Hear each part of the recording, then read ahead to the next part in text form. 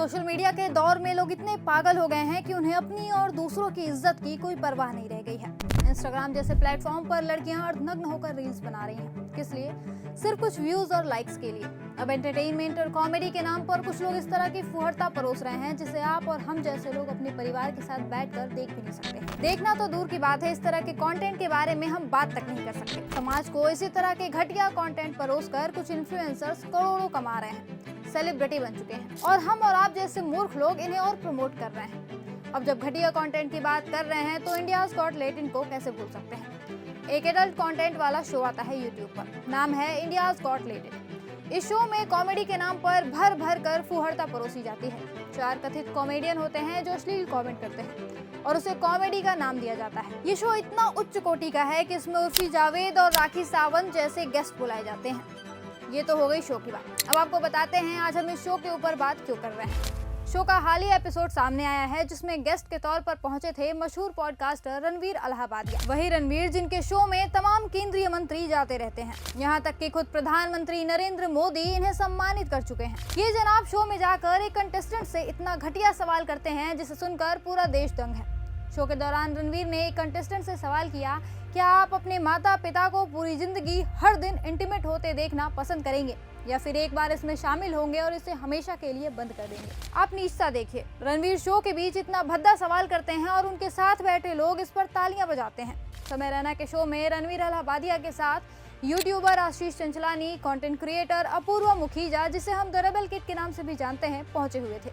ये सब वहां बैठे रहते हैं और रणवीर के इस घटिया कमेंट पर मजे लेते हैं। और अकेले रणवीर ही नहीं, शो के दौरान रेबल किड ने भी फीमेल प्राइवेट पार्ट को लेकर बेहुदा बयान दिया था और इस फूहड़ कमेंट पर उनके लिए खूब तालियां भी बजी थी। ये हैं आज के इन्फ्लुएंसर्स जो हमारे देश के युवाओं को इन्फ्लुएंस करते हैं और इन जैसे घटिया इन्फ्लुएंसर्स को हमारे देश के प्रधानमंत्री प्रमोट करते हैं। क्यों? सिर्फ जरा से वोट के लिए, क्योंकि इनकी फॉलोइंग ज्यादा है तो इन्हें प्रमोट करेंगे तो युवा भी हमारे पक्ष में आ जाएंगे। यही कारण था ना, और तो कोई वजह मुझे भी नहीं समझ आ रही। खैर, इस देश के नेताओं से हम ज्यादा उम्मीद नहीं कर सकते जो चंद वोटों के लिए महिलाओं को उठा ले जाएंगे जैसे भाषण दे सकते हैं। उनके लिए किसी तुच्चे को प्रमोट करना कौन सी बड़ी बात है। अब आप सोचिए, जब देश के युवा इन जैसे तुच्चे लोगों से सीख लेंगे तो हमारा समाज कितना डूबेगा। ये लोग कॉमेडी के नाम पर हमारी संस्कृति की ऐसी तैसी कर रहे हैं और शर्म की बात है कि ऐसे ही लोगों को हमारे नेता अवार्ड दे रहे हैं। हमारे समाज का इससे बुरा दिन और क्या आएगा। फिलहाल शो का ये क्लिप जब इंटरनेट पर वायरल हुआ तो सोशल मीडिया पर लोगों ने जबरदस्त नाराजगी जताई। यहाँ भी कुछ लोगों की घटिया मानसिकता देखने को मिली। रणवीर ने कुछ गलत किया तो उसे ट्रोल करो, बुरा भला कहो, लेकिन नहीं, कुछ लोगों ने रणवीर के माता पिता की तस्वीरें शेयर करके गालियां देनी शुरू कर दी। मतलब एक नीच है तो हम भी उसके साथ नीच बन जाएंगे।